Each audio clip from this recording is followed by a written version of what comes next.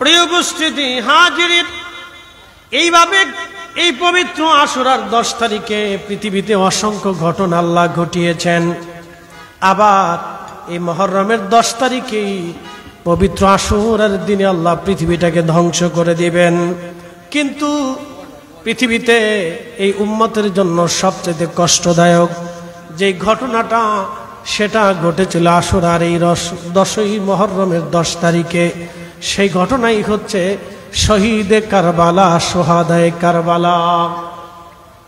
আহলে বাইত রাসূলদেরকে নির্মমভাবে কারবালাতে শহীদ করা হয়েছিল। তিনারা শহীদ হয়ে যাবেন, আল্লাহর নবী বহু বছর আগে সেই সংবাদ দিয়ে গিয়েছিলেন। পৃথিবীতে অনেক আশ্চর্য ঘটনা আল্লাহ ঘটিয়েছেন এই 10ই মুহররমে। তার মধ্যে অন্যতম আশ্চর্য ঘটনা হলো, সেই আশ্চর্য ঘটনা হচ্ছে পবিত্র আশুরার এই মুহররমের 10 তারিখে সোহাদায়ে কারবালার শহীদদের, কারবালার ময়দানে শহীদদের ঘটনা। এটা সৃষ্টির অন্যতম আশ্চর্য একটা ঘটনা, মুহররমের কারবালার ঘটনা। এ ভুবনে কাঁদে না নবী প্রেমে যারো দিল ভাই, এ ভুবনে কাঁদে না রোজ হাসরে ভাইজান তারা, রোজ হাসরে ভাইজান তারা নবীজির দেখা পাবে না। আল্লাহুম্মা সাল্লি আলা আল্লাহু আকবার আলা আলি সাইয়্যিদিনা বালাগাল উলা বিকামালিহি কাশাফাত তুজা বিজামালিহি হাসানাত জামিউ খাসালিহি সাল্লু আলাইহি ওয়ালিহি। কালেমা তাওহীদ আরশে লেখা, বামেতে মুহাম্মদ আকা। কালেমা তাওহীদ আরশে লেখা, বামেতে মুহাম্মদ আকা। হাবিবের পাশে হাবিব বসা, ও বন্ধুর পাশে বন্ধু বসা। কালেমাতে আসে প্রমাণ, বালাগাল উলা বিকামালিহি হাসানাত জামিউ খাসালিহি সাল্লু আলাইহি ওয়ালি। আহলে বাইতে রাসূল সাল্লাল্লাহু আলাইহি ওয়াসাল্লামের স্মরণে 10তম 10 দিন ব্যাপী পবিত্র সোহাদায়ে কারবালা মাহফিলের সমাপনী রজনীতে 10ই মুহররম দিন যে রাত্রে আজকের এই অধিবেশনের সম্মানিত সভাপতি আল্লামা অধ্যক্ষ শাহ মোহাম্মদ খলিলুর রহমান নিজামী সাহেব মাদ্দাজিল্লাহুল আলী, আজকের প্রধান অতিথি জনাব মোহাম্মদ রাজীব হোসেন সাহেব, জনাব মোহাম্মদ নুরুজ্জামান সাহেব সহ সম্মানিত সকল অতিথিবৃন্দ, আজকের যিনি মেহমানে আলা, আজকে যিনি মেহমানে আলা উস্তাদুল উলামা আল্লামা শফিউল আলম নিজামী সাহেব মাদ্দাজিল্লাহুল আলী, প্রধান মুফাসসির সিফাতুল জামিয়া বহুমুখী কামিল মাদ্রাসা হাটহাজারী, আজকের সম্মানিত অতিথিবৃন্দ, এলাকার গণ্যমান্য ব্যক্তিবর্গ, সম্মানিত মুরব্বী, কলিজার টুকরো যুবক, কলিজার টুকরো যুবক ভাইরা, পর্দানশীল আর সম্মানিত মা বোনেরা, মাইকের আওয়াজ যত দূর পর্যন্ত যাচ্ছে সকলকে মোবারকবাদ। শুকর এবং সুজুদ সে আল্লাহর জন্য, যিনি এই 10ই মুহররম রজনীতে বহু মানুষ থেকে জুদা আলাদা করে আল্লাহ তার বেহেশতের বাগানের ভিতরে আপনাকে এবং আমাকে বসিয়ে দিলেন। সেই জন্য আল্লাহর আসমানে আমরা একসাথে শুকরিয়া আদায় করে বলি আলহামদুলিল্লাহ। আরবিতে একটা প্রবাদ আছে, শরফুল মাকিনা ওয়া শরফুল মাকান, শরফুল মাকানে ওয়া শরফুল মাকিন। কিছু জায়গার কারণে মানুষের দাম বাড়ে, কিছু মানুষের কারণে জায়গার দাম বাড়ে। আমার রসুল করিমের কারণে সমস্ত উম্মতের মর্যাদা বাড়ছে। মক্কাতুল মুকাররমা বাইতুল্লাহ শরীফের কারণে হারামের আহলু মক্কা যারা আছে তাদের দাম বাড়ছে। পবিত্র সোহাদায়ে কারবালার কারণে, সেই মাহফিলে বসার কারণে আজকে আমাদের দাম বাড়ছে। একটু বোঝার চেষ্টা করবেন, জায়গার কারণে মানুষের দাম বাড়ে, মানুষের কারণে জায়গার দাম বাড়ে। এই মাহফিল কিন্তু আমাদের কারণে দাম বাড়ে নাই। মাহফিলের মর্যাদা বাড়ছে ইমাম হুসেইন রাদিয়াল্লাহু আনহুর শাহাদাতের কারণে। পবিত্র আহলে বাইতে রাসূল সাল্লাল্লাহু আলাইহি ওয়াসাল্লামের ইজ্জতের কারণে এই মাহফিলের দাম বাড়ছে। কথা ঠিক আছে না? মাহফিলের উদ্দেশ্য হচ্ছে আহলে বাইতে রাসূল সাল্লাল্লাহু আলাইহি সাল্লামের স্মরণে আজকের মাহফিল। তো তিনাদের উদ্দেশ্য করে যেহেতু মাহফিল সাজানো হয়েছে, 10 দিনের একেবারে শেষতম অধিবেশনে আমরা আজকে বসছি। আগামীকাল এই মাহফিল এখানে বর্তমান থাকবে না। আগামীকাল এই সন্ধ্যা এই সময় এখানে গণজমায়েত হবে না, আপনারাও আসবেন না, ওলামা ইকরামও তাকরীর করবে না। তো আজকের শেষ রাত্রে আমাদেরকে আল্লাহ কবুল করছেন, আপনারা এই মাহফিলে বসতে পেরেছেন। একাধারে 10 দিন পর্যন্ত আপনারা তাকরীর শুনেছেন। 10 দিনে 10 জন উলামা ইকরাম অথবা ততোধিক উলামা ইকরাম আপনাদেরকে বিভিন্ন বিষয়ের উপরে আলোচনা উপস্থাপন করে শুনিয়েছেন। আজকে শেষ অধিবেশন, আপনারা আমাকে দাওয়াত করে এনেছেন কিছু কথা শোনার জন্য। আল্লাহর যদি ইচ্ছা হয়, শক্তি দেয়, আল্লাহ যদি সাহায্য করেন, তো আমি কিছু কথা আপনাদেরকে শোনাব। প্রিয় উপস্থিতি, আল্লাহর মহা সৃষ্টিটা একটা বিচিত্রময়। বহু ভাষা দিয়ে আল্লাহ পৃথিবীটিকে সাজিয়েছেন। নূহ আলাইহিস সালাতু ওয়াস সালাম মহাপ্লাবনে বন্যাতে সমস্ত মানব জাতি ধসে গেল। তিনার সন্তানদেরকে নিয়ে তিনি প্রত্যেক প্রাণীর জোড়ায় জোড়ায় তিনি নৌকার ভিতরে নিয়ে 40 দিন পর্যন্ত, 40 রাত পর্যন্ত বাইতুল্লাহ শরীফের চারপাশে নৌকাটাকে আল্লাহ ঘুরাইতে লাগলেন। বাইতুল্লাহ শরীফের চারপাশে নৌকা ঘুরল, নৌকা অন্য কোথাও যায় না।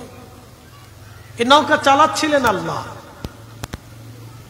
এই নৌকা আল্লাহ চালাইলেন, চারপাশে বাইতুল্লাহ চারপাশে নৌকা ঘুরতে লাগলো একাধারে 40 দিন পর্যন্ত। একসাথে বলা যাবে আল্লাহু আকবার। নূহ আলাইহিস সালাম জুদ পর্বতে তিনি অবতরণ করলেন। তিনার 4টে বেটা ছিল, হাম, সাম, ইয়াফেস এবং কেনান। কেনান পানিতে ডুবে মারা গেল। হাম, সাম, ইয়াফেস। তো হামের বংশধর হচ্ছে আরবরা, সামের বংশধর হচ্ছে অনারবরা, ইয়াফেসের বংশধর হচ্ছে আফ্রিকানরা। এটা মনে রাখবেন। তো এই 3 সন্তানকে কেন্দ্র করে আরো বংশধর বাড়ল। 80টা কওমে তারা বিভক্ত হলো। সব কওম রাত্রিবেলা একদিন ঘুমিয়ে আছে, হঠাৎ করে সকালবেলা ঘুম থেকে উঠে দেখে কারো ভাষার সাথে কারো ভাষার কোনো মিল নাই। এক কওমের সাথে আর এক কওমের ভাষার কোনো মিল নাই। হঠাৎ করে আল্লাহ ভাষা পরিবর্তন করে দিলেন। সবাই চিন্তিত হয়ে গেলেন, এটা কি হলো? এটা আল্লাহর কুদরত। নূহ আলাইহিস সালাতু ওয়াস সালাম দ্বিভাষী হয়ে সবার ভাষাকে তিনি বুঝিয়ে দিতেন যে এরা কি বলতেছে আর এরা কি বলতেছে। যেমন আপনি যদি জাপানে যান, তো জাপানের ভাষা যদি না পারেন, তাহলে যিনি ভাষা জানেন আপনি তার সাহায্য নেবেন। যে ভাই এখানে কি বলতেছে আমি তো বুঝতে পারতেছি না, আপনি যে আমাকে হেল্প করেন। তো এইরকমই দ্বিভাষী হয়ে নূহ আলাইহিস সালাতু ওয়াস সালাম সবাইকে সাহায্য করতে লাগলেন। 80টা ভাষা থেকে আল্লাহ ভাষা দিতে দিতে দিতে দিতে দিতে দিতে দিতে দিতে বহু ভাষা গত হয়ে গেল, বহু ভাষা চলে গেল। বর্তমান রানিং পৃথিবীতে 3500-এর মতো ভাষা এখনো আছে। এটা আল্লাহর সৃষ্টি, এটা আল্লাহর সৃষ্টির বৈচিত্র্যময়। আমাদের বাংলা ভাষাতে বাংলাদেশে 17টা ভাষা আছে, ভারতে 250-এর উপরে ভাষা আছে, ইন্দোনেশিয়ার মতো একটা দেশে 250-এর উপরে ভাষা আছে।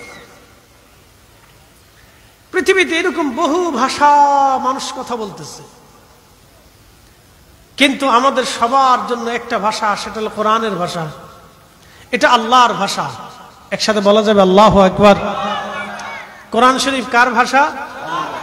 বেহেশতের ভাষা আরবি ভাষা, আমার রসুলের ভাষা আরবি ভাষা।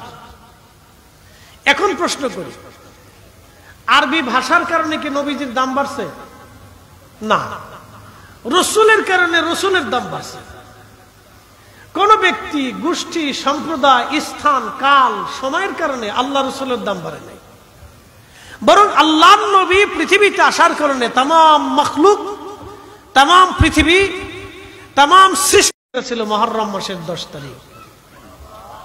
একসাথে বলবেন না সুবহানাল্লাহ। হযরতে নূহ আলাইহিস সালাতু ওয়াস সালামের পরে ইব্রাহিম আলাইহিস সালাতু ওয়াস সালাম আল্লাহর খলিলকে আগুনের মধ্যে ফেলে দিল নমরুদের বাহিনী। আগুন ঠান্ডা হয়ে গেল, একেবারে বেশি ঠান্ডাও না, গরমও না। এনারু কুনি বারদাও ওয়া সালামান আলা ইব্রাহিম ওয়া সালামান আলা ইব্রাহিম। আল্লাহ ইব্রাহিম আলাইহিস সালামের জন্য আগুনটাকে আয়ার কন্ডিশন করে দিলেন, না গরম না বেশি শীত, একেবারে মোলায়েম করে দিলেন। তারিখের মধ্যে আসছে, কেউ বলেছেন 7 দিন, কেউ বলেছেন 4 দিন, মতান্তর আছে। 40 দিন 40 রাত পর্যন্ত সৈয়দনা ইব্রাহিম আলাইহিস সালাম আগুনের ভিতরে বসে রইলেন। একসাথে বলবেন আল্লাহু আকবার। 40 দিন 40 রাত। হযরতে সৈয়দনা ইব্রাহিম আলাইহিস সালাতু ওয়াস সালাম 40 দিন পর্যন্ত আগুনের মধ্যে বসে আছেন। ইব্রাহিম আলাইহিস সালাতু ওয়াস সালাম বললেন, এই 40টা রাত 40টা দিন আমার জন্য এতই মঙ্গলময় ছিল, এতই চমৎকার ছিল, আমার রব আমাকে সারা জীবন যদি আমাকে আগুনের মধ্যে বসিয়ে রাখতেন তাতেই চমৎকার হতো, ভালো হতো। এত মজা, এত শান্তি আমি আগুনের মধ্যে পেয়েছি। আমার আল্লাহ আগুনের ভিতরে তার খাবার দিলেন, আগুনের মধ্যে আমার আল্লাহ তাকে পানীয় পান করাইলেন, আগুনের ভিতরে আমার আল্লাহ তাকে শান্তি দিলেন। একটা কথা মনে রাখবেন, আগুনের ধর্ম হচ্ছে জ্বালিয়ে পুড়িয়ে ছারখার করে দেওয়া। কোথাও যদি আগুন জ্বলে, তো আগুনের ভিতরে মানুষ পড়ে গেলে খুব দ্রুত মারা যায়। কেন মারা যায় জানেন? 2টা কারণে। একটা হচ্ছে তাপদাহে, প্রচন্ড গরমে, হিটে। আর একটা হচ্ছে আগুনের ভিতরে কোনো অক্সিজেন থাকে না, যার কারণে সে দ্রুত গতিতে মৃত্যুমুখে পতিত হয়। আগুনে পোড়া রোগীগুলি খুব দ্রুত গতিতে মারা যায়। তো প্রিয় উপস্থিতি, ইব্রাহিম আলাইহিস সালাম 40 দিন পর্যন্ত আগুন জ্বলল, অক্সিজেনও নষ্ট হলো না, শরীরও জ্বলল না। আরো উল্টে আল্লাহ খাবার পাঠায়, পানি পাঠায়। আল্লাহ শান্তি কলিজার ভিতরে এত বেশি দিলেন যে ইব্রাহিম আলাইহিস সালাম বলতেন যে আগুনের জিন্দেগি আমার কাছে বেশি ভালো ছিল। আল্লাহু আকবার। হযরত সাইয়েদনা ইব্রাহিম আলাইহিস সালাম আগুনের ভিতরে আল্লাহ রাব্বুল আলামিন তাকে 40 দিন রাখলেন। 40 দিন পরে যখন আগুন থেকে বের হয়ে আসলেন, সেই দিনটা ছিল মুহররম মাসের 10 তারিখ, এই পবিত্র আশুরা শরীফ। একবার জোরে বলা যাবে কি মারহাবা। প্রিয় উপস্থিতি, হযরতে মূসা কালিমুল্লাহ আলাইহিস সালাতু ওয়াস সালাম তিনি আপনারা দেখবেন নীল নদ, যেই নদীটা একবারে আপনার লোহিত সাগর দিয়ে চলে গেছে, সেই নীল নদ সেই নদীটা হযরতে মূসা কালিমুল্লাহ বানি ইসরাইলকে নিয়ে তিনি রওনা করলেন। বানি ইসরাইলের মধ্যে 12টা শাখা ছিল। 12টা শাখা ছিল। হযরত ইয়াকুব আলাইহিস সালামের বংশধর অনুযায়ী 12টা শাখা প্রশাখা ছিল।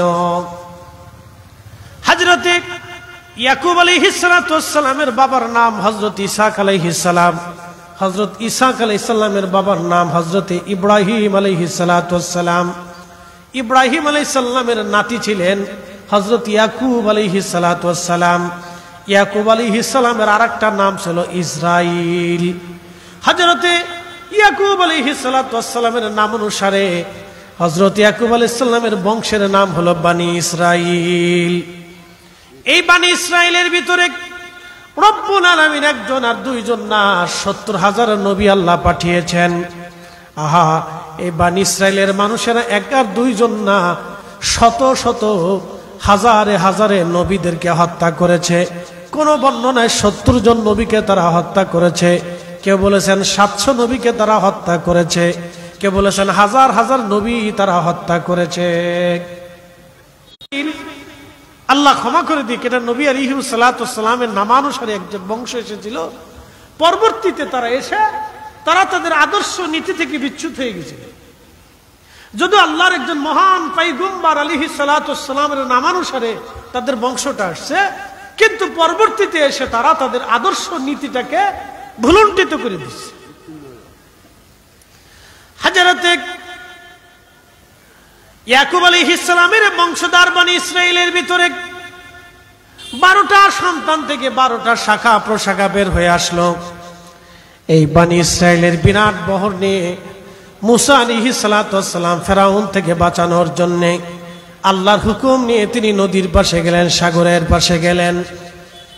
বিরাট জলরাশি সামনে দেখে হযরতে মুসা কালিমুল্লাহ বলেন, হে রব, এত বড় জলরাশি আমার সামনে পড়ে গেছে আল্লাহ, পিছনে শত্রু, সামনে বিরাট বড় জলরাশি, কি করে পার হব? তোমার সাহায্য ছাড়া তো আর আমার কোনো সাহায্য নাই। আমার রব বলেন, মুসা রে, দ্রুত গতিতে তুমি তোমার হাতের লাঠিখানা দিয়ে জলরাশির মধ্যে আঘাত করো, আমি রব্বুল আলামিন এই নদীর ভিতরে দিয়ে তোমাদের রাস্তা বানিয়ে দেব। হযরতে মুসা কালিমুল্লাহ হাতের লাঠিখানা দিয়ে জলরাশির মধ্যে আঘাত করলেন। এই জন্য যত কঠিন মুসিবতে পড়ে যান, যত জটিল মুসিবতে আপনি পড়ে যান, আল্লাহর সাহায্য যখন আপনি চাবেন, আল্লাহর পক্ষ থেকে সাহায্য আসবে।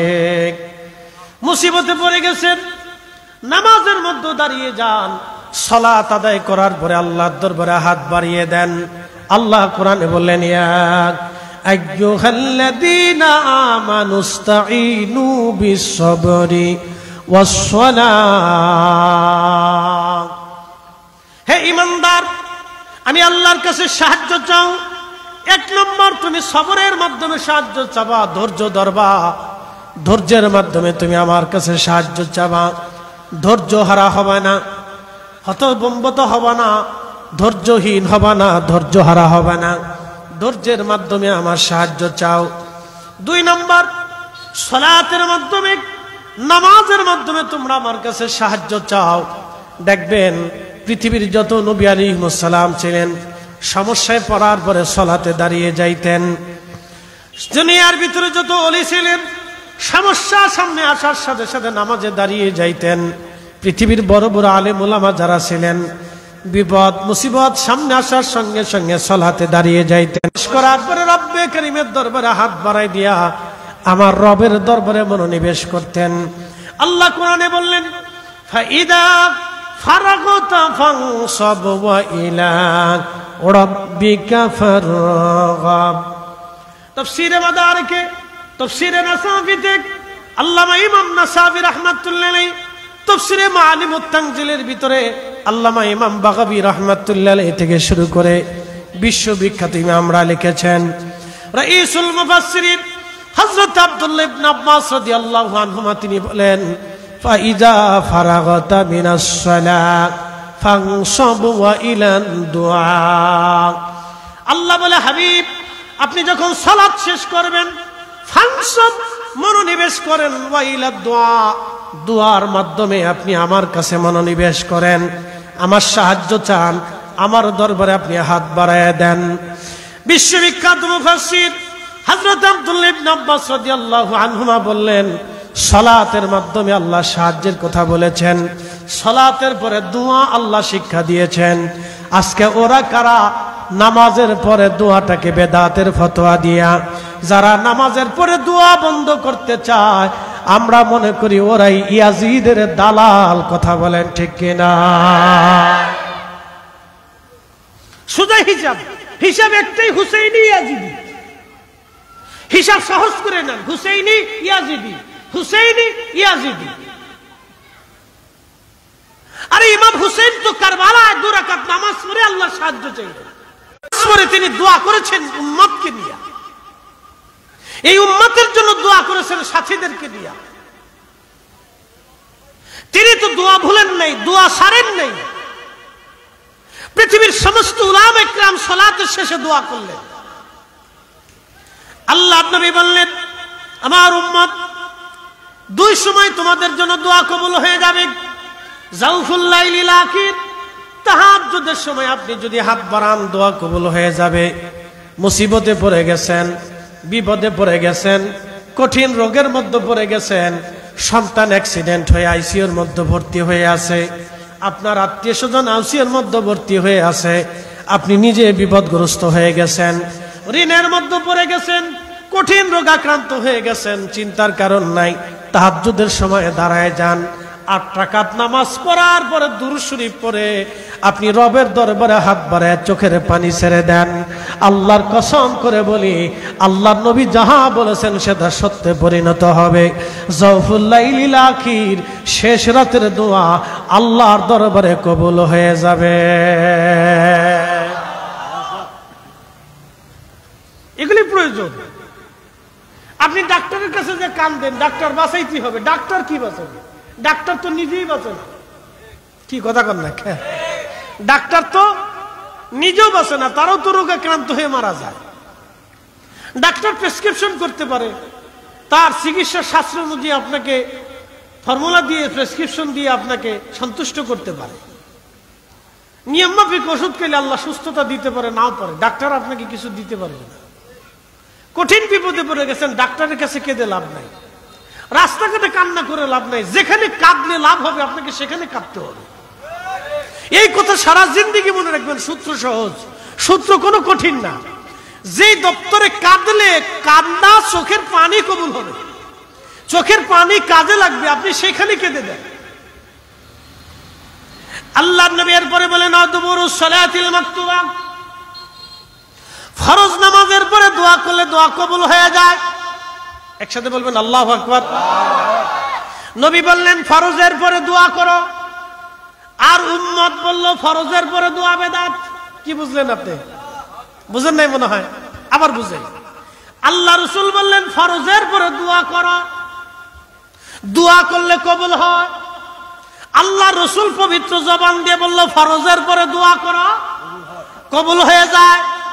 আর এই উম্মত আল্লাহ রসুলের মাথার টুপি মাথায় দিয়া, আল্লাহর নবীর সুন্নত মুখে দাড়ি লাগাইয়া, আল্লাহর নবীর সুন্নত গায়ে জুব্বা লাগাইয়া, আল্লাহর নবীর সুন্নতের দোহাই দিয়া, নামের আগে শেখ পিছনে মাদানি লাগাই দিয়া, আজকে এই উম্মতকে রসুলের সুন্নত থেকে যারা জুদা করতে চায়, আমরা অবশ্যই বুঝতে পারলাম তারা ইয়াজিদি। কথা কোন ঠিক কিনা? ওরা ইয়াজিদি, ওরাই অরিজিনাল ইয়াজিদি। হুসেইনি ইয়াজিদি বুঝতে হলে এগুলির দিকে তাকান। চন্দনাই সেরা মুসলমান মনোযোগ দিয়ে শুনে যাবেন। হাজরাতে মুসা কালিমুল্লাহ হাতের লাঠি দিয়ে আঘাত করলেন। লাঠি দিয়ে আঘাত করার পরে মুসা আলাইহিস সালাতু ওয়াস সালাম 12টা রাস্তা হয়ে গেল নদীর মধ্য দিয়া। রাস্তা হয়ে যাওয়ার পরে মুসা আলাইহিস সালাতু ওয়াস সালাম ওই নদীর মধ্য দিয়ে বনি ইসরাইল নিয়ে তিনারা সাগর পার হলেন, নদী পার হলেন। ফেরাউন সেই দিন নদীর পানির মধ্যে ডুবে মারা গেল। যেই দিন ফেরাউন নদীর পানির মধ্যে ডুবে মারা গেল, আর যেই দিন মুসা আলাইহিস সালাতু ওয়াস সালামকে আল্লাহ নাজাত দিলেন, সেই দিনটা ছিল মুহররম মাসের 10 তারিখ, পবিত্র আশুরার দিন। একবার জোরে বলা যাবে কি মারহাবা। হযরত নবী ইউনূস আলাইহিস সালাতু ওয়াস সালাম মাছের পেটের মধ্যে আল্লাহ তাকে নিয়ে গেলেন। নবী ইউনূস আলাইহিস সালাতু ওয়াস সালাম মাছের পেটের মধ্যে নিনু অঞ্চলে, ওমানের নিনু অঞ্চলে তিনি কালেমার দাওয়াত দিলেন। 1 থেকে 1.5 লক্ষ মানুষের বসবাস একটা জনপদ। এই জনপদের জন্য আল্লাহ তাকে নিযুক্ত করেছিলেন। হযরত নবী ইউনূস আলাইহিস সালাতু ওয়াস সালাম তিনি জনপদের মধ্যে দাওয়াত দেন। অনেক বছর দাওয়াত দিলেন, কিন্তু জনপদবাসী তারা দাওয়াত মেনে নেয় নাই। বহু বছর দাওয়াত দিলেন, দাওয়াত মেনে নেয় নাই, কবুল করে নাই। হযরত ইউনূস আলাইহিস সালাতু ওয়াস সালাম মন বেজার করে বদদুয়া করে তিনি রওনা করলেন। তিনি যে রওনা করছেন, আল্লাহর ইজাজত তিনি নেন নাই। তিনি রাগ করিয়ে চলে আসছে। আমাদের ছেলেপেলেরা অনেকে রাগ করে না? বাবার সাথে রাগ করে বাইর থেকে বেরিয়ে চলে যায়, মার সাথে রাগ করে চলে যায়, ভাই বোনদের সাথে ঝগড়া করে চলে যায়। তো ইউনূস আলাইহিস সালাতু ওয়াস সালাম তিনি তার কওমের সাথে রাগ করে তিনি চলে আসছেন, কিন্তু আল্লাহর কাছ থেকে ইজাজত নেন নাই। তো ইজাজত না নিয়েই তিনি চলে আসছেন। চলে আসার পরে ওমানের সাগর, আপনারা ম্যাপের মধ্যে দেখবেন ওমান আর ইয়ামানের পাশেই সাগর, বিরাট বড় সাগর, আরব সাগর দেখবেন। এই সাগরের ভিতরে তিনি একেবারে জাহাজের মধ্যে চললেন। চরে হযরত ইউনূস আলাইহিস সালামকে নিয়ে জাহাজ রওনা করলো। সাগরের মধ্যে আসার পরে তুফান উঠে আসলো। তুফান উঠে আসার পরে জাহাজের যিনি সারেং ছিলেন, জাহাজের যিনি নাবিক ছিলেন, নাবিক ডাক দিয়ে বললেন, আমাদের সাগরেতে এইরকম ঝড় তুফান আসার কোনো কথা না। ধরেন এখন তো বৃষ্টির দিনে আপনারা মুহররম মাসের উসিলা মাহফিল দিচ্ছেন, শীতকালে জানুয়ারির 10 তারিখে মাহফিল দিচ্ছেন, এই সময় প্রচুর শীত পড়ে। বাংলাদেশের বেশি শীত হলো ডিসেম্বরের 15 থেকে জানুয়ারির 15 পর্যন্ত বেশি ঠান্ডা পড়ে, আর বেশি হলো ডিসেম্বরের 25 থেকে জানুয়ারির 10 তারিখ পর্যন্ত আরো বেশি ঠান্ডা পড়ে। তো জানুয়ারির 10 তারিখে বা 1 তারিখে 2 তারিখে মাহফিল দিচ্ছেন, হঠাৎ দেখতেছেন আকাশ জুড়ে ঝড় তুফান দিয়ে মেঘ বৃষ্টি ছায়ে পড়ছে। তাহলে যেই সময় ঝড় তুফান হওয়ার কথা না, সেই সময় ঝড় তুফান। তো ইউনূস আলাইহিস সালাম যখন জাহাজে চড়ে যাচ্ছেন, ওই সময় হলো সাগর শান্ত থাকার কথা, কিন্তু ওই সময় ঝড় তুফান উঠে এসেছে।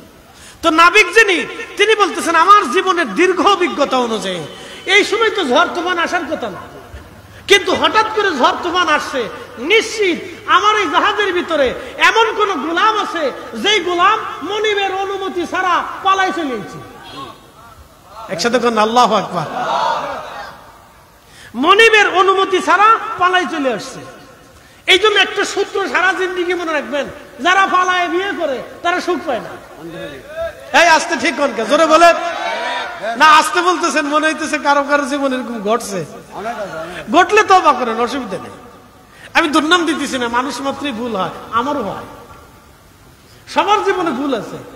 আমরা সবাই গুনাহগার। এখানে যারা আছি কেউ কিন্তু গুনাহমুক্ত না। হুজুর আছেন, উলামায়ে কেরাম আছেন, মুরব্বিরা আছেন, এখানে ইমাম সাহেব হুজুরগণ আছেন, সবাই গুনার সাথে যুক্ত। আমরা কিন্তু কেউ নিষ্পাপ না, আমরা সবাই গুনাহগার। কিন্তু ক্ষমা করে কে? আল্লাহ। আল্লাহ ক্ষমা করে, কিন্তু আপনাকে ক্ষমা চাইতে হবে। ভুল করে ফেলছেন, ইয়া রব আমার অন্যায় হয়ে গেছে, আপনি আমার মাফ করে দেন। আল্লাহ সাথে সাথে মাফ করিয়ে রহমতের কোলে টান দিয়ে আপনার জীবনের গুনাহকে আল্লাহ মুছে দেয়। একসাথে বলবেন আল্লাহু আকবার। এই উম্মতের জন্য আল্লাহ এত মর্যাদা দিছে, শুধু আল্লাহ রাসূলের কারণে আমাদের 70 গুণ মর্যাদা দিছে।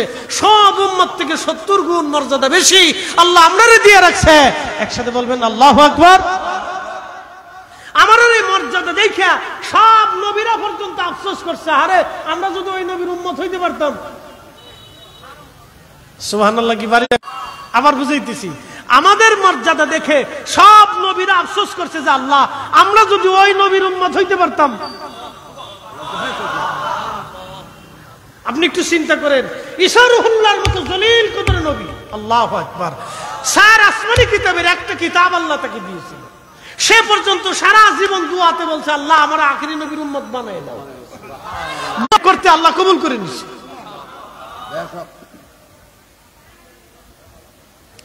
প্রিয় উপস্থিতি হাজিরিন, আমরা এখানে সবাই গুনার সাথে যুক্ত, সূত্র মনে রাখবেন। এই জন্য বাড়ির মালিকের হুকুম ছাড়া, অর্থাৎ বাড়ির মালিককে আপনার বাবা, আপনার মা, বাড়ির মালিক ওনরা, বাড়ির কর্তা ওনরা, উনাদের এজাজত ছাড়া, হুকুম ছাড়া যদি বিয়ে করেন, জীবনে সুখ পাখি ধরা দেবে না। ঠিক কিনা? এ ছেলেরা মেয়েরা, সূত্র মনে রাখো। হযরত ইউনূস আলাইহিস সালাতু ওয়াস সালাম জাহাজের ভিতরে নাবিক ডাক দিয়ে বলতেছে, এই অসময় তো ঝড় তুফান আসার কথা না, আমার দীর্ঘ জীবনের নাবিকে আমি জাহাজ চালাইতেছি, আমার দীর্ঘ জীবনের জাহাজ সমুদ্রের পথ অনুযায়ী, এই সময় তো তুফান আসার কথা না, কিন্তু কেন তুফান আসলো? আমার জাহাজের ভিতরে নিশ্চিত এমন কোন গোলাম আছে যেই গোলাম মালিকের হুকুম ছাড়া এই জাহাজে চলে আসছে। তখন ইউনূস আলাইহিস সালাম চিন্তা করতেছে, হ্যাঁ কথা তো সত্য, আমি তো সেই গোলাম যেই গোলাম আল্লাহর হুকুম ছাড়াই আমি নিজের ইচ্ছা অনুযায়ী চলে আসছি। আল্লাহু আকবার, আল্লাহু আকবার। এই জন্য বাবা মার এজাজত নিবেন, বিদেশে যাবেন এজাজত নিবেন, চাকরি করবেন এজাজত নিবেন, ব্যবসায় যাবেন এজাজত নিবেন।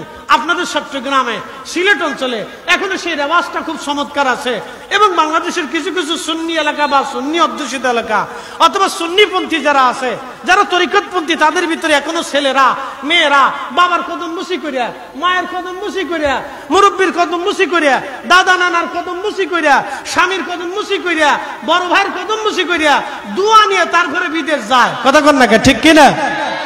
এ কতই না উত্তম পদ্ধতি। আর অনেক অনেক জায়গা ছেলেরা কদম বেশি ভুলে গেছে, আদবও চলে গেছে, আদব নাই, আদব শূন্য হয়ে যাচ্ছে। বাংলাদেশের বহু এলাকা মোটরসাইকেল চালায় ছেলে চলে যাচ্ছে, বাপ চিনে না, উস্তাদ চিনে না, টিচার চিনে না, মুরব্বী চিনে না, কাউরি চিনে না। অবস্থা খুব ভয়ানক। যত আদবহীন হবে জাতি তত ধ্বংসের দিকে চলে যাবে, যত আদবহীন হবে জাতি তত ধ্বংসের দিকে যাবে। আমরা বুঝাইতে পারতেছি না। প্রিয় উপস্থিতি, আমরা এমন একটা জাতি, এই স্বাধীনতার 50 বছর পরেও আমরা উন্নত হইতে পারি নাই, আমরা সামাজিক ভাবে হতে পারি নাই, পারিবারিক হতে পারি নাই, রাষ্ট্রীয় পর্যায়ে হতে পারি নাই, রাজনৈতিক ভাবে হতে পারি নাই, ধর্মীয়গত ভাবে হতে পারি নাই, আচার আচরণ হতে পারি নাই, লেখাপড়ায় পারি নাই, জ্ঞানে পারি নাই, বিজ্ঞানে পারি নাই, কিছুতে পারি নাই। আপনি দেখান তো কিসে পারছি? কিছুতে পারি না, সমরনীতিতে না রাজনীতিতে, কোনো কিছুতেই পারি না।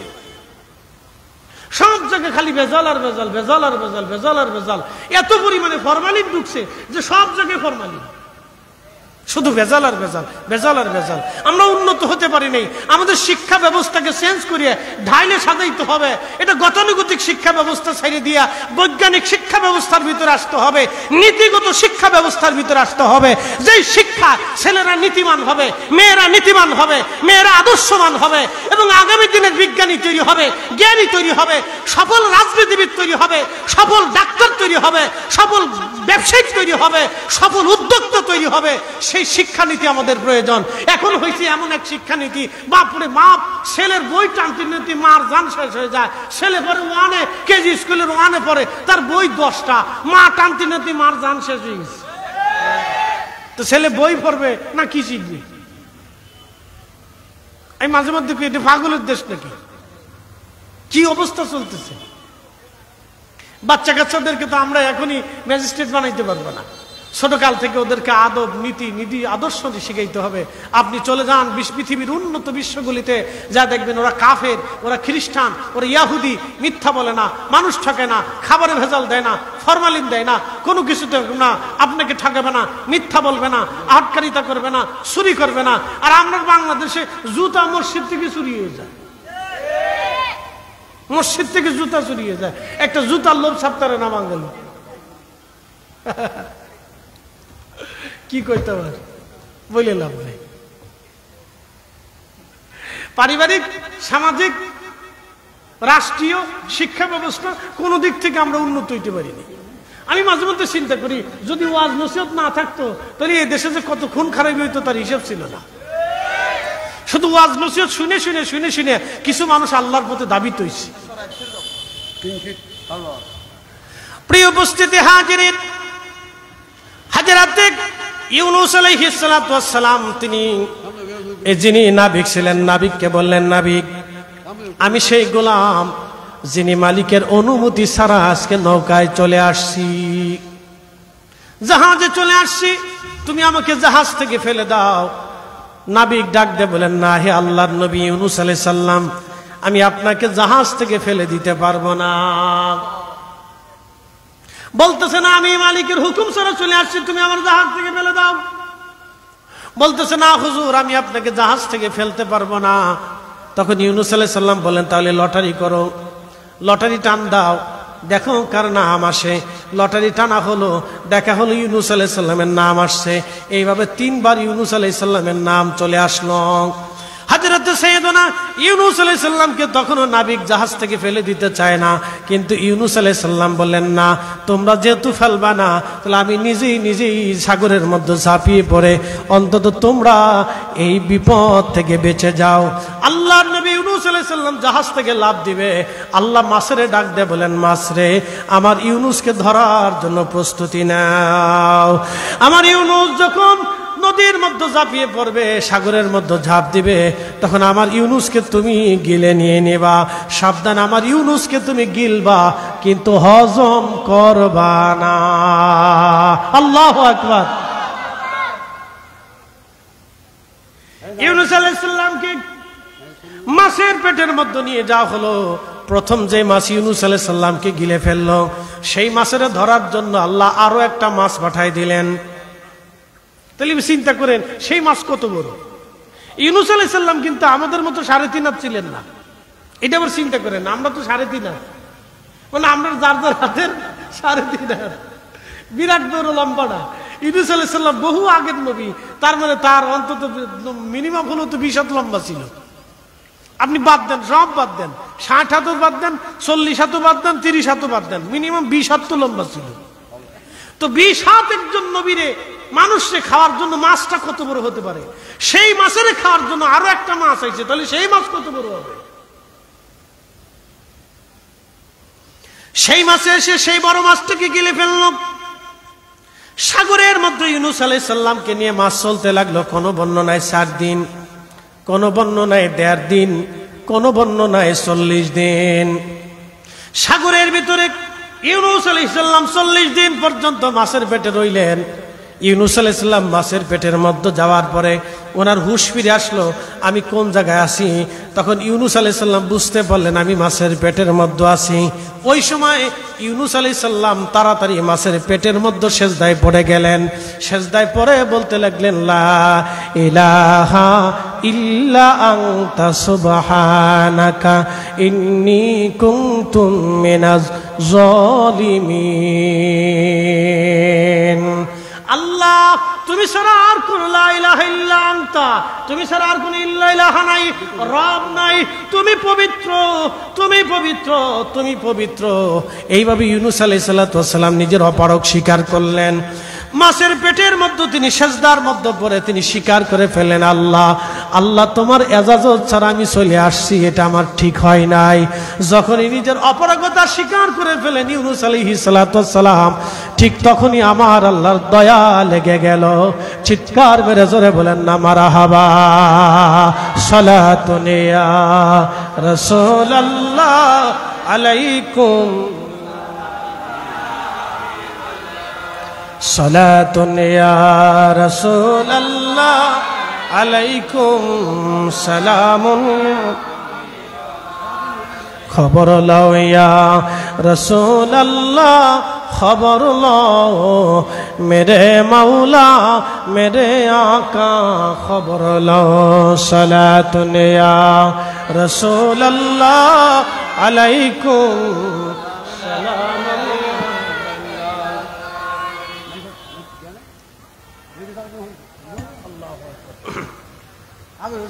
হযরত নবী ইউনূস আলাইহিস সালাম মাছের পেটে 40 দিন পর্যন্ত মাছ পানির ভিতর দিয়ে ঘোরাফেরা করতে লাগলো। আল্লাহর নবী ইউনূস আলাইহিস সালাম সিজদায় পড়ে কাঁদতে লাগলেন, আল্লাহ জিকির করতে লাগলেন, তাসবিহ আদায় করতে লাগলেন। আর এই সেই তাসবিহর আওয়াজ আল্লাহ রাব্বুল আলামিনের আরশে মুআল্লার চারপাশ দিয়ে আওয়াজ ঘুরতে লাগলো। উনি জিকির করেন মাছের পেটে, আওয়াজ চলে গেল আরশে মুআল্লাতে। একসাথে কবেন আল্লাহু আকবার। আমি ওয়াজ করি এইখানে, আমার এই ওয়াজের আওয়াজ চলে যাইতেছে এখানে আমেরিকাতে। কি কথা না বুঝেন নাই?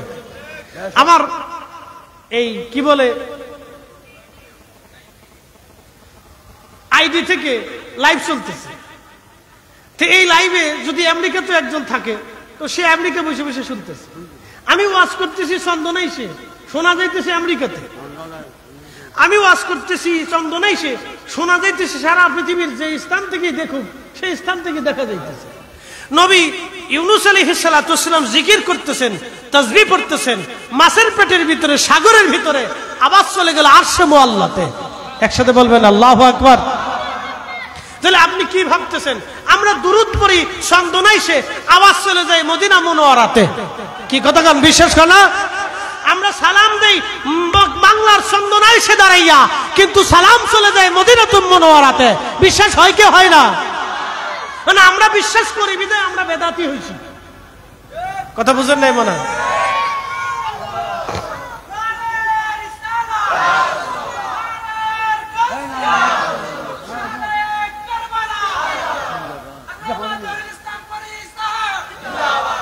আমরা বিশ্বাস করছি আমরা বেদাতি।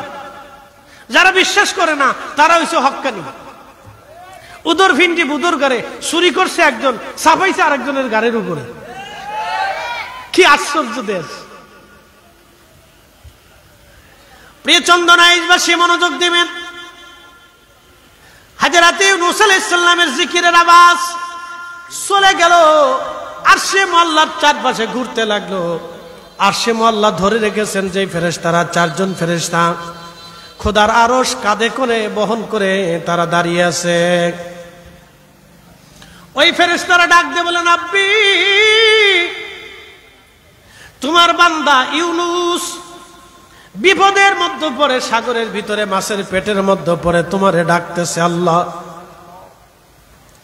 আমরার ফেরেশতাদের মায়া লাগে। রব্বুল আলামিন তোমার বান্দা সুখের দিনও তোমারে ডাকছিল, বিপদের মধ্যে পড়েও তোমারে ডাকতেছে। আল্লাহ, তোমার বান্দা ইউনূস রে আল্লাহ তুমি দয়া করো। এইভাবে আরশে মুআল্লার ফেরেশতারা আল্লাহকে বলতে লাগলো, আল্লাহ তুমি দয়া করো। আল্লাহর মায়া লাগলো। ইউনূস আলাইহিস সালাতু ওয়াস সালাম মাছের পেটের ভিতরে 40 দিন।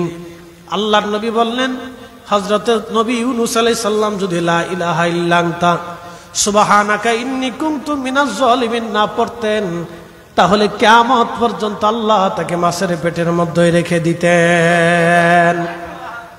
এই জন্য বিপদে পড়েন, মুসিবতে পড়েন, দুঃখে পড়েন আর সুখে থাকেন, সবসময় আল্লাহর সাহায্য কামনা করতে হয়, আল্লাহর কাছে দোয়া করতে হয়।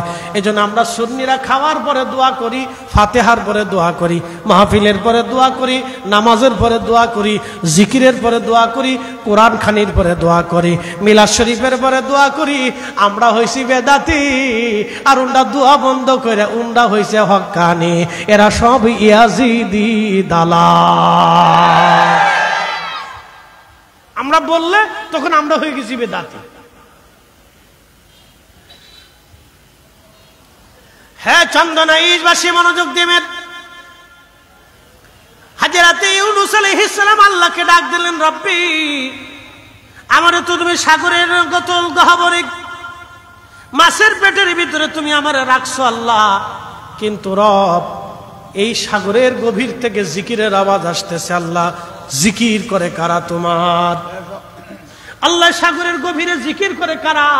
আমার আল্লাহ ডাক দেন ইউনূস রে, সাগরের পানি আমি আল্লাহ জিকির করে, সাগরের মাছ আমি আল্লাহ জিকির করে, সাগরের শেওলা আমি আল্লাহ জিকির করে, সাগরের কীট আমি আল্লাহ জিকির করে, সাগরের কঙ্কর পাথর আমি আল্লাহ জিকির করে, সাগরের বালি রাশি আমি আল্লাহ জিকির করে, সাগরের ভিতরে যত প্রাণীকুল আছে সব আমি আল্লাহর তাসবিহ পড়তেছে। সেই তাসবিহর আওয়াজ তুমি শুনতে পাও, একবার জোরে বলা যাবে কি মারহাবা। এই গাছে জিকির করে কার? সব গাছে জিকির করে কার? আমরা এখানে যারা আছি কেউ কিন্তু শুনতেছি না, কারণ শোনার জন্য সেই কান নাই। এই শোনার জন্য আওয়াজ আসবে কানে, কানের আওয়াজটা আসবে কালবে। সব কথা কান দিয়ে শোনা যায় না।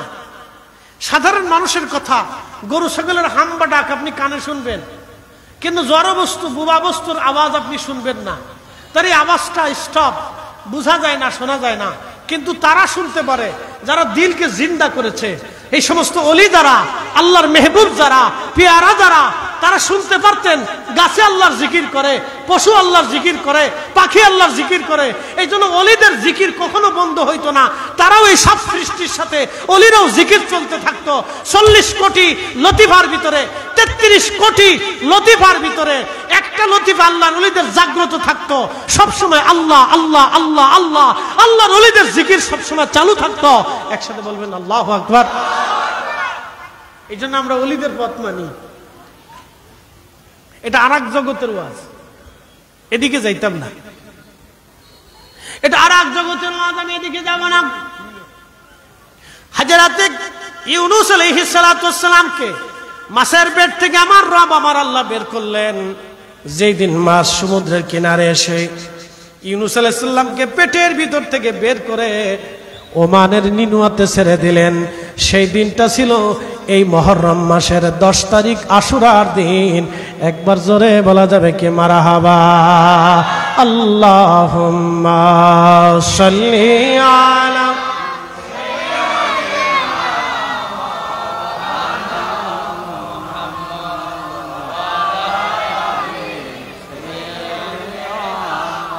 মাওলানা, তুমি আল্লাহর প্যারা হাবিব,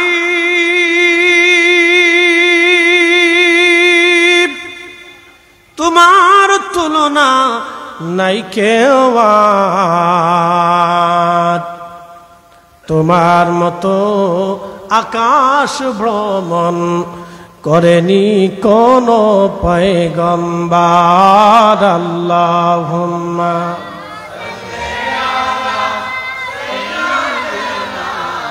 মাওলানা মুহাম্মদ ওয়ালা আলি সাইয়্যিদিনা।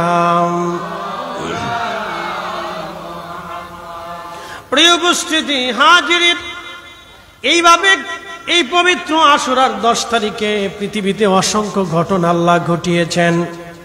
আবার এই মুহররমের 10 তারিখেই পবিত্র আশুরার দিনে আল্লাহ পৃথিবীটাকে ধ্বংস করে দিবেন। কিন্তু পৃথিবীতে এই উম্মতের জন্য সবচেয়ে কষ্টদায়ক যে ঘটনাটা, সেটা ঘটেছিল আশুরার এই 10ই মুহররমের 10 তারিখে। সেই ঘটনাই হচ্ছে শহীদে কারবালা, সোহাদায়ে কারবালা। আহলে বাইত রাসূলদেরকে নির্মমভাবে কারবালাতে শহীদ করা হয়েছিল।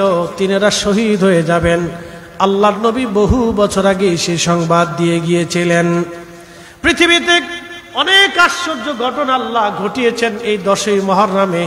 তার মধ্যে অন্যতম আশ্চর্য ঘটনা হলো, সেই আশ্চর্য ঘটনা হচ্ছে পবিত্র আশুরার এই মুহররমের 10 তারিখে সোহাদায়ে কারবালার শহীদদের, কারবালার ময়দানে শহীদদের ঘটনা।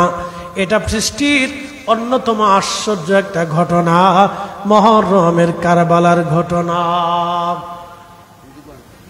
মুহররমের কারবালার ঘটনাটাকে সহজ করে ছোট করে দেখার সুযোগ নাই, কিন্তু বড় আফসোসের বিষয় হচ্ছে বাংলাদেশে এই আজকের রজনীতে হাজার হাজার মসজিদে সোহাদায়ে কারবালার কোনো আলোচনা নাই। কথা কন না কেন?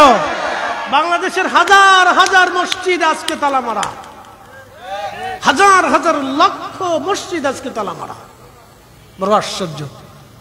আমি ছোটকালে দেখছি আমাদের দক্ষিণ অঞ্চলগুলিতে, আমাদের অঞ্চলগুলিতে মুহররম মাস আসলে 10 তারিখে মানুষরা অর্থনৈতিকভাবে এত স্বাবলম্বী ছিল না মানুষ। এখন তো মোটামুটি অর্থনৈতিকভাবে মানুষের একটা স্বাবলম্বিতা মোটামুটি ফিরছে, মোটামুটি চলে। এটা উন্নয়ন গতিশীলতা আমাদের দেশে আছে, উন্নয়নমুখী। তখন এতটা উন্নয়নমুখী ছিল না, মানুষের দারিদ্রতাই বেশি ছিল। তো তখন মানুষ গ্রাম থেকে চাল উঠাইতো, চাল উঠাইয়া ডাল উঠিয়ে মরিচ পিয়ে যাই না, এরপরে সিন্নি তাবারক রান্না করে মসজিদের ইমাম সাহেব হুজুর সহ তো বড় বড় আলেম ওলামা দাওয়াত করার সুযোগ অনেকের হতো না। কিন্তু মসজিদে চাল ডাল উঠাইয়া এই মুহররমের 10 তারিখে মিলাদ মাহফিল দিয়া, দোয়া খায়ের দিয়ে, কোরআন খতম দিয়ে, তারপরে মুহররমের 10 তারিখে শহাদায়ে কারবালার স্মরণে ইমাম সাহেব হুজুর মসজিদে এসে আলোচনা করে মানুষকে শোনাইতেন, দোয়া খায়ের করতেন, মানুষ কান্নাকাটি করত। বেদাতের ফতোয়ার ভিড়ে, বেদাতের ধাক্কা, বেদাতের ফতোয়ার ধাক্কার সুটে উম্মত এগুলি ছেড়ে দিছে, উম্মতের লাভ হয় নাই। শোনেন, উম্মতের কত ক্ষতি হয়েছে বুঝাই দিয়ে যায়। মানুষ আগে তেমন কিছু বুঝতো না, কিন্তু জোহরের নামাজের পরে 2 রাকাত নফল পড়তো। মানুষ এত কিছু বুঝতো না, কিন্তু আসরের আগে 4 রাকাত সুন্নত পড়তো।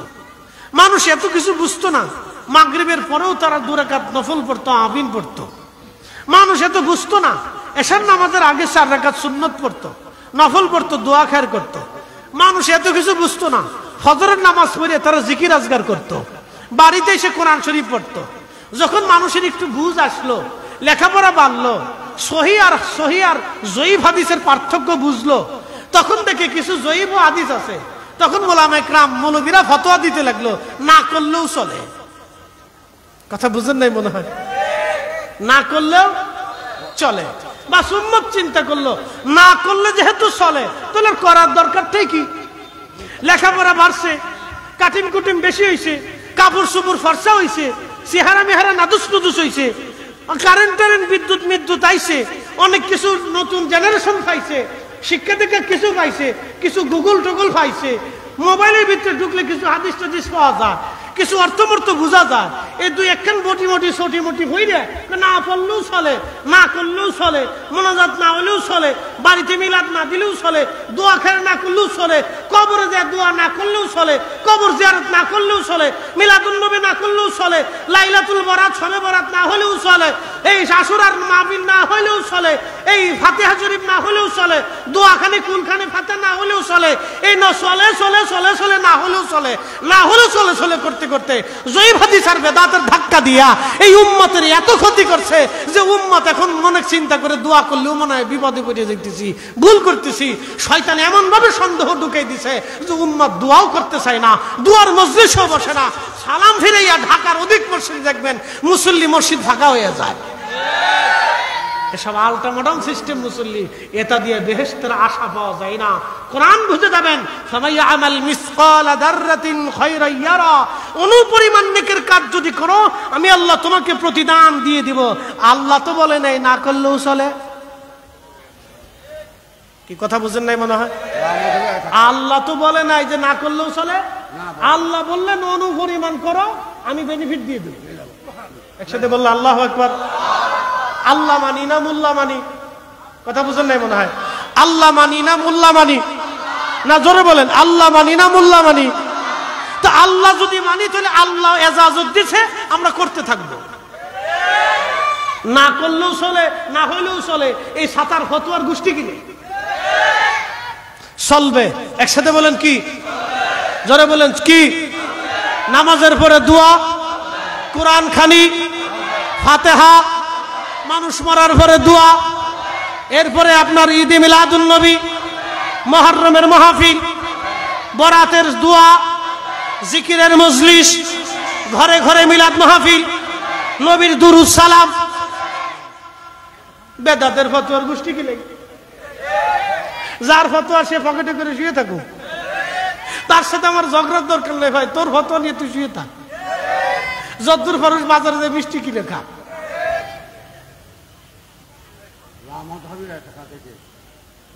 শোনেন, একটা কথা মনে রাখবেন, যত বেশি সেজদা তত আল্লাহর মঞ্জুরিয়া, যত জিকির তত মঞ্জুরিয়া। ছেড়ে দিবেন পাবেন না, ছাড়বেন পাবেন না, ধরবেন পাবেন, যতটুকুনি ধরবেন ততটুকুনি পাবেন, ধরবেন না পাবেন না।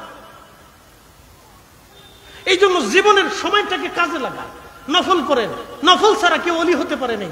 ওয়াল্লাহি বিল্লাহি তাল্লাহি শুহাদায়ে কারবালার মাহফিলে উপস্থিত ওই মালিকের কসম করে বলি, যেই মালিক শুহাদায়ে কারবালাদের মর্যাদা দিয়েছেন, আহলে বাইতে রাসূলের ইজ্জত দিয়েছেন, আল্লাহ রাসূলকে আমাদের মধ্যে পাঠাইয়া আমাদের ইজ্জতকে সমুন্নত করেছেন, মর্যাদাবান করেছেন, সেই মালিকের কসম করি, যিনি নির্দিষ্ট সময় সূর্য উঠান, সূর্য ডুবাইয়া দেন, সময় মতো বৃষ্টি দেন, ফসল দেন, গাছে ফল দেন, জমিনে শস্য দেন, ওই মালিকের কসম করে বলি, ওই আল্লাহর ইজ্জতের শপথ করে বলি, ওই আল্লাহর ইজ্জতের কসম করে বলি, নেকি ছাড়া, ইবাদত ছাড়া, আল্লাহর গুনাহগারি ছাড়া, নফল ইবাদত ছাড়া কেউ ওলি হতে পারে নাই। না ইমাম আবু হানিফা, না ইমাম শাফিঈ, না ইমাম মালিক, না ইমাম হাম্বল, না গাউস পাক আব্দুল কাদের জিলানী, না বরফির, না হুজুর মাইনুদ্দিন চিশতি, না মুজাদ্দিদ আল ফসানি, খাজা বাহাউদ্দিন নশরুল বুখারী, 12 আউলিয়া, 360 আউলিয়া, পৃথিবীর যত ওলিরা ওলি হয়েছে তারা নফল ইবাদত করে ওলি হয়েছে।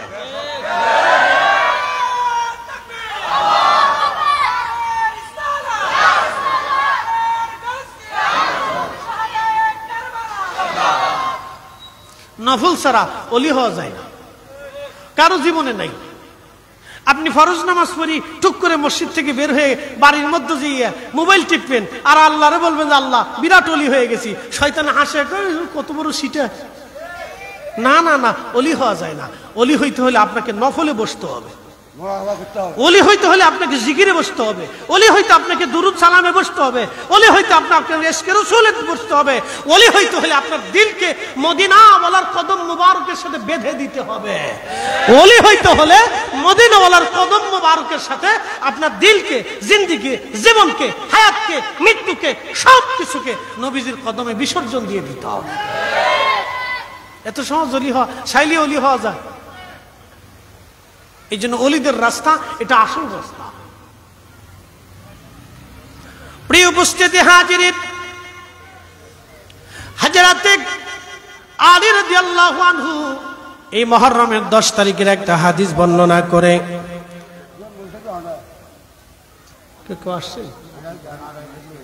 সালাতুন ইয়া রাসূলুল্লাহ আলাইকুম সালামুন ইয়া আলাইকুম সালাতুন ইয়া রাসূলুল্লাহ।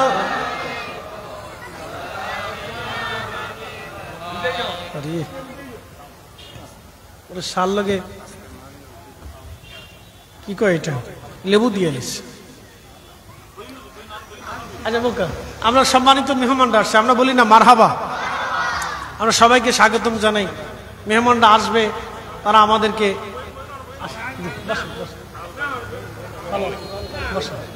সালাতুন ইয়া রাসূলুল্লাহ আলাইকুম সালামুন ইয়া হাবিবাল্লাহ আলাইকুম সালাতুন ইয়া রাসূলুল্লাহ আলাইকুম সালামুন ইয়া হাবিবাল্লাহ। ইন্নাকা উলিতা মুবাররান মিন কুল্লি আইব কাআন্নাকা কদ খুলিকতা কামা তাশা সালাতুন ইয়া রাসূলুল্লাহ আলাইকুম সালামুন ইয়া হাবিবাল্লাহ। ওয়াদাম্মাল ইলাহু ইসমান নবী বিইসমিহি ইযা ক্বালা ফিল খামসিল মুয়াজ্জিন নাশহাদ ওয়া শাক্কা লাহু লিউযিল্লাহু ফাজুল আরশি মাহমুদুন ওয়া হাযা মুহাম্মাদ সালাতুন ইয়া রাসূলুল্লাহ আলাইকুম সালামুন ইয়া হাবিবাল্লাহ আলাইকুম। হযরতে শুহাদায়ে কারবালাকে ছোট করে দেখার কোনো সুযোগ নাই। অনেকে চিন্তা করবেন শহীদ হয়েছেন বহু বছর আগে, 61 হিজরিতে, এখন 1450 হিজরি চলে। আমরা কেন 1400 বছর পরেও তাদের স্মরণ করব? কারণ কি? শোনাই দিয়ে যাই। ইমাম ইবনে কাসির আল বাদার মধ্যে তিনি একটা ঘটনা নকল করেছেন শহাদায়ে কারবালার এই পথ দিয়ে। হযরত আলী রাদিয়াল্লাহু তাআলা আনহু তিনি একটা যুদ্ধের জন্য রওনা করেছিলেন সেনাবাহিনী নিয়ে। বিরাট বড় সেনাবাহিনী নিয়ে হযরত আলী কাররামাল্লাহু ওয়াজহি রাস্তা দিয়ে যাচ্ছিলেন। কারবালার পাশে আসার পরে তিনি হঠাৎ করে দাঁড়িয়ে গেলেন, তার কাফেলাকে দাঁড়াইতে বললেন। সোয়ারি থেকে তিনি নিচে নামলেন, সাথের জায়নামাজখানা বের করলেন। ওই কারবালার ময়দানে ছিল হানজাল গাছ, হানজাল। এই হানজাল গাছের পাশে হযরত আলী রাদিয়াল্লাহু আনহু জায়নামাজ বিছাইলেন। ওইখানে তিনি 2 রাকাত নামাজ আদায় করলেন। 2 রাকাত নামাজ পড়ে হযরত আলী রাদিয়াল্লাহু আনহু দোয়া করলেন। দোয়ার সময় তিনি কান্না করতে লাগলেন। ঠিক কান্না শেষ, মুনাজাত শেষ হয়ে যাওয়ার পরে হযরত আলী রাদিয়াল্লাহু আনহু যখন উঠে আসলেন, সাহাবীরা জিজ্ঞেস করলেন, ইয়া আমিরাল মুমিনিন, এই কারবালার হানজাল গাছের পাশে আপনি কেন 2 রাকাত নামাজ পড়লেন আর আপনি দোয়া করলেন? এর হাকিকত বুঝলাম না, এর মারিফত তো বুঝলাম না। হযরত আলী বললেন, হে আমার সম্মানিত সাথীগণ, তোমরা শুনে রাখো, আমি আমার মাসুক পবিত্র নবীজির জবান থেকে শুনেছিলাম, আল্লাহর নবী আমাকে জানিয়েছেন, বলে দিয়েছেন, এই কারবালার প্রান্তরে এই হানজাল গাছের পাশে আমার হুসাইনকে নির্মমভাবে হত্যা করা হবে, শহীদ করা হবে। আমি আলী তাদের জন্য দোয়া করে গেলাম, নামাজ পড়ে তাদের জন্য দোয়া করলাম, যাতে আমার হুসাইন সাথীরা ধৈর্যের উপরে ইস্তেকামত থাকতে পারে। একবার জোরে বলা যাবে কি আল্লাহু আকবার? নারে তাকবীর, নারে রিসালাত, নারে গাউসিয়া। আজকের মেহমানে আলার আগমন, আজকে মেহমানে আলার আগমন, নিজামী হুজুর কেবলার আগমন, মুফাসসির হুজুর কেবলার আগমন। নারে তাকবীর, নারে রিসালাত। আমার উস্তাদুল আসাতিজা হযরতুল আল্লামা শফিউল আযম নিজামী হুজুর কেবলা তিনি এসে গেছেন। আমরা বলি না মারহাবা, তিনি অনেক মুফাসসিরদের উস্তাদ। মারহাবা, জোরে বলেন না মারহাবা। নারায়ে তাকবীর, নারায়ে রিসালাত, নারায়ে গাউসিয়া।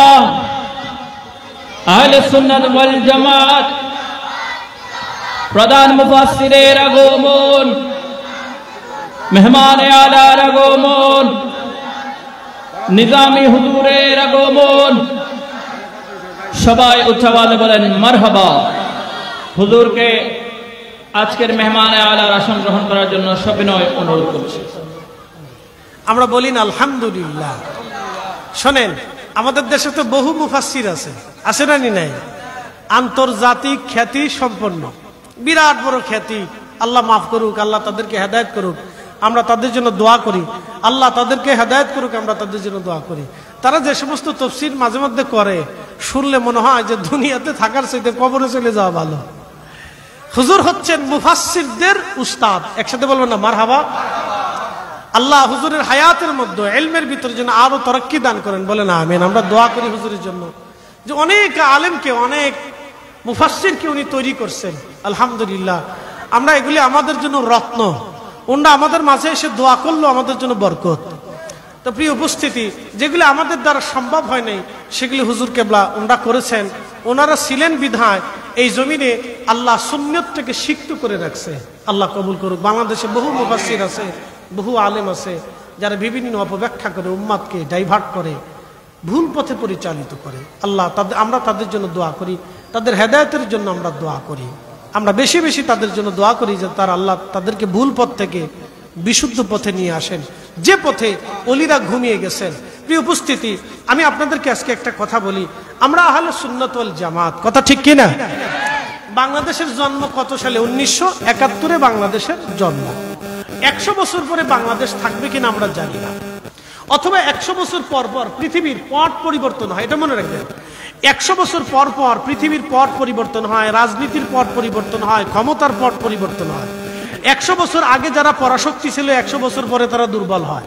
100 বছর পর পর পর পর এই বিভিন্ন পথ পরিবর্তন হয়, দেশ চেঞ্জ হয়ে যেতে পারে, মানুষের এই স্বাধীনতা হরণ হতে পারে, অথবা কোনো দেশ স্বাধীন হতে পারে, দেশ কমতেও পারে, বাড়তেও পারে। কিন্তু একটা কথা মনে রাখবেন, আর এই আকাশের নিচে জমিনের উপরে যদি মুসলিম থাকে আর আজান প্রচলিত থাকে আর আজানের আওয়াজ বাড়তে থাকে, তাহলে মনে রাখবেন আহলে সুন্নাত ওয়াল জামাত ততদিন টিকে থাকবে। বিশ্বাস হয় না আপনাদের? আহলে সুন্নাত ওয়াল জামাত ততদিন পর্যন্ত টিকে থাকবে। বাংলাদেশ স্বাধীন হওয়ার আগে পাকিস্তান ছিল, তখন আহলে সুন্নাত ওয়াল জামাত ছিল। তার আগে নবাবী ব্রিটিশ ছিল, আহলে সুন্নাত ওয়াল জামাত ছিল। তার আগে নবাবী ছিল, আহলে সুন্নাত ওয়াল জামাত ছিল। সালতানাত ছিল, আহলে সুন্নাত ওয়াল জামাত ছিল। মুঘল সাম্রাজ্য ছিল, আহলে সুন্নাত ওয়াল জামাত ছিল। উসমানীয় ছিল, ফাতিমীয় ছিল, সেলজুক ছিল, এই উমাইয়া ছিল, আব্বাসীয় ছিল। বহু সাম্রাজ্য পৃথিবী থেকে গত হয়েছে, রাজা মহারাজা চেঞ্জ হয়েছে, কিন্তু ওলিরা ছিল, ওলিদের দল আহলে সুন্নাত ওয়াল জামাত। যতদিন জমিন থাকবে ততদিন ওলি থাকবে, আর যতদিন ওলি থাকবে ততদিন আহলে সুন্নাত ওয়াল জামাত টিকে থাকবে। আমরা ওলিদের দল, কিয়ামত পর্যন্ত আমাদের থাকবে। শুধু তাই নাই, কিয়ামতের ময়দানেও ওলিদের জামাত আহলে সুন্নাত ওয়াল জামাত কথা বলবে, পরিচয় দিবে। একসাথে বলা যাবে না আল্লাহু আকবার? কথা বাড়াবো না, হুজুর আসছেন, মেহমানকে বসিয়ে রেখে কথা বলা এটা আদবের খেলাফ। আল্লাহ রাব্বুল আলামিন আমাদেরকে এই সুন্নতের জিন্দগি, পরিপূর্ণ ইমানের জিন্দগি, আমলের জিন্দগি, ইয়াকিনের জিন্দগি আল্লাহ তৌফিক দিক। আমরা মানুষ হয়ে আসছি, মানুষের মতো যেন কাজ করতে পারি। মানুষ হইয়া ভবেতে আসিয়া মানুষের করিলাম কি। মানুষ হয়ে আসছি, মানুষের মতো কাজ করতে হবে। যে কাজ আল্লাহ রুলিরা দেখে দিচ্ছেন। হুজুর কেবলার কাছে ক্ষমা আছে, আমি আপনাদের মাঝ থেকে বিদায় নিচ্ছি। আসসালামু আলাইকুম ওয়া রাহমাতুল্লাহি ওয়া বারাকাতুহু।